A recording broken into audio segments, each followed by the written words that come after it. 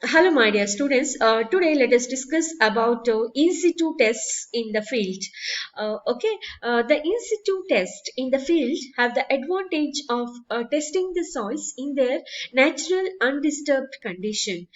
Laboratory tests, on the other hand, make use of small size samples obtained from boreholes through samplers, and therefore the reliability of these depends on the quality of the undisturbed samples. Further, obtaining undisturbed samples from non-cohesive granular soils is not easy.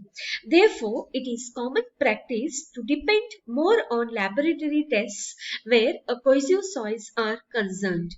Further, in such soils, the field tests, being short duration tests, fail to yield meaningful consolidation settlement data in any case, where the subsoil strata are essentially non-cohesive in character. The bias is most definitely towards field test. The data from field test is used in empirical but time-tested correlations to predict settlement of foundations. The field test commonly used in subsurface investigation are, there are four types of field tests. Okay, the first one is plate load test, second one is pressure meter test, third one is penetrometer test, and fourth one is vein shear test. Vein shear test you have already done in the shear strength chapter. Again, penetrometer test, there are three types. The first one is standard penetration test, second one is static cone penetration test, and third one is dynamic cone penetration test. We'll discuss about one by one. Okay, the first, let us consider plate load test. You can see the typical setup for the standard plate load test.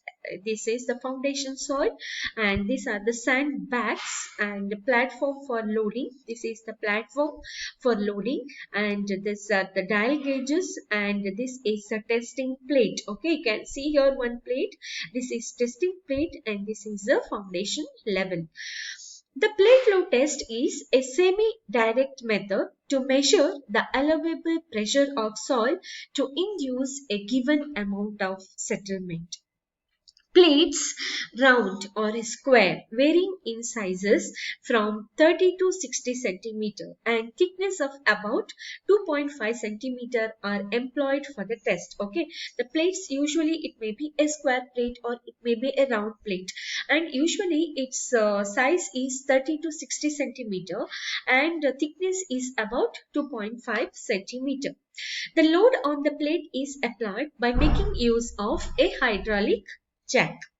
The reaction of the jack load is taken by a cross beam or a steel truss anchored suitably at both the ends. The settlement of the plate is measured by a set of dial gauges of sensitivity 0.02 mm placed at 120-degree apart. Okay, you can see these are the dial gauges which are used to find the settlement.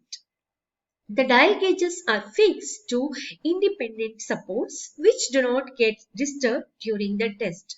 Figure shows that arrangement of the plate load test. You can see here all parts are there: sandbags, platform for the loading. These are the dial gauges, and this is a testing plate. Okay. Now, here also you can see this same figure. How we can do this plate load test? Okay, the method of performing the test is essentially as follows.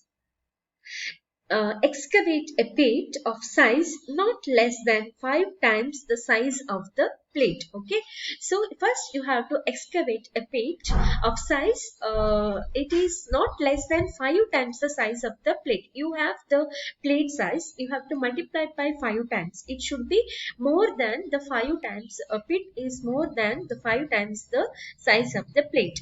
The bottom of the pit coincides with a level of the foundation. If water table is above the level of foundation, pump out the water carefully, and it should be kept just at the level of the foundation. A suitable size of the plate is selected for the test. Normally, a plate size of 30 centimeter is used in sandy soils and bigger size in clay soils. Okay, so you can see here these are the sandbags, wooden planks, and this is of 38 thick. Okay, this is the angle and stokes, wooden guide joists, and this is a plate of 25 thick. Okay, dial gauges are here. This is one dial gauge, and here one dial gauge.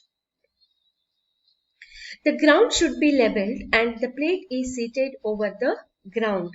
A seating load of about 70 gram per centimeter square is first placed and released after some time. Okay, first you have to place the seating load of about 70 grams per centimeter square and then released after some time. A higher load is next placed on the plate and settlements are recorded by means of the dial gauges.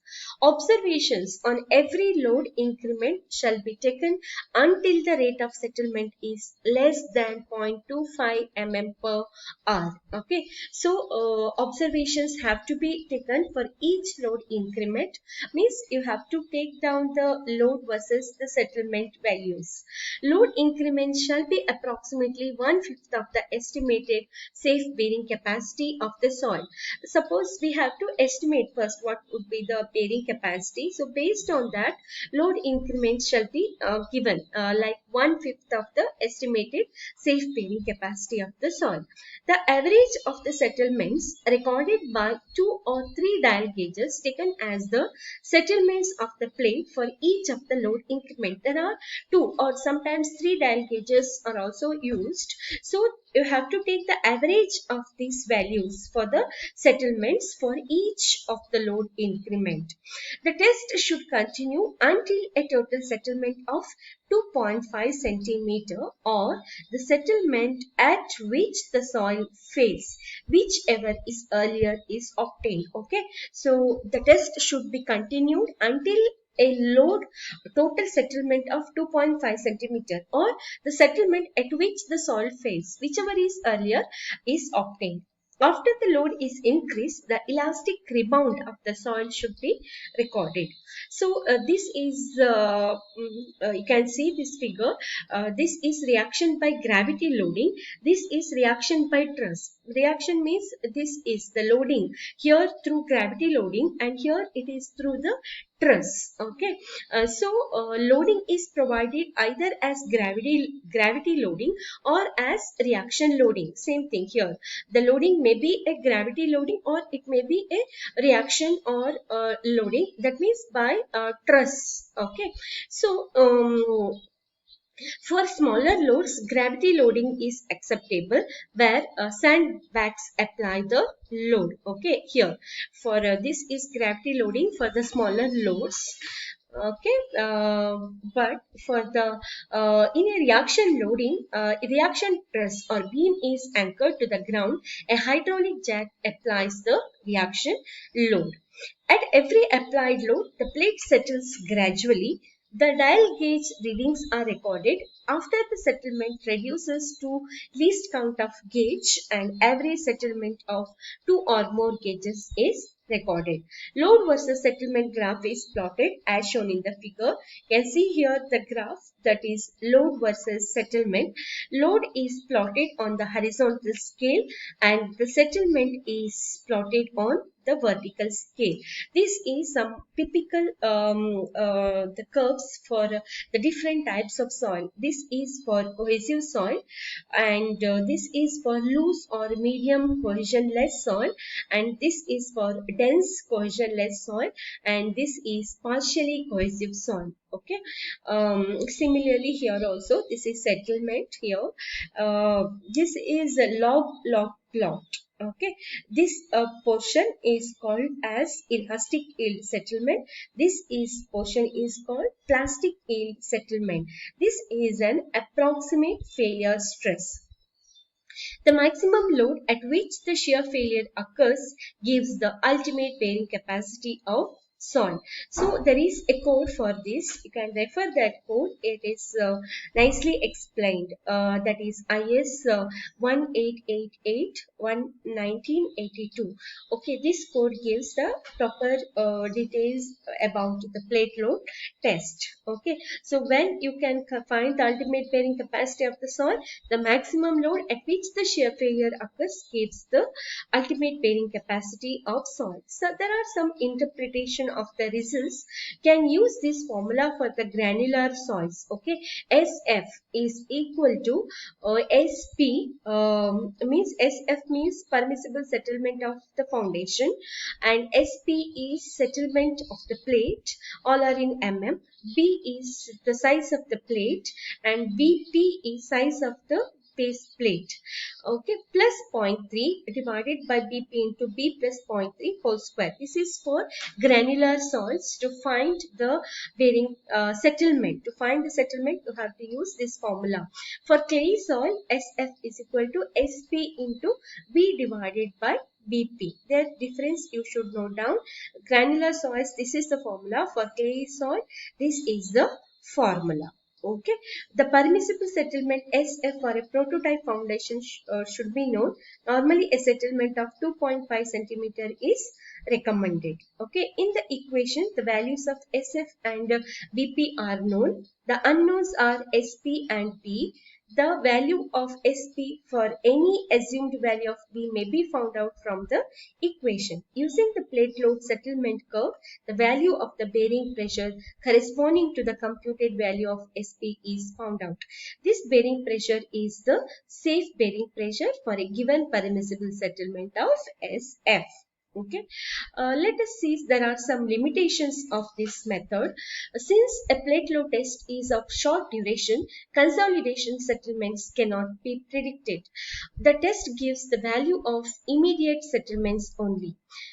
If the underlying soil is sandy in nature, immediate settlement can be taken as total settlement. If the soil is of clay type, the immediate settlement is only a part of the total settlement. Load tests, therefore, do not have much significance in clayey soils to determine allowable pressure on the basis of settlement criteria. Plate load test results should be used with caution, and the present practice is not to rely too much on this test. If the soil is not homogeneous to a great depth, plate load test gives very misleading results. Plate load test is not at all recommended in soils which are not homogeneous, at least to a depth equal to 1.5 to 2 times the width of the prototype foundation. Plate load tests should not be relied on to determine the ultimate bearing capacity of sandy soils, as the scale effects give misleading results.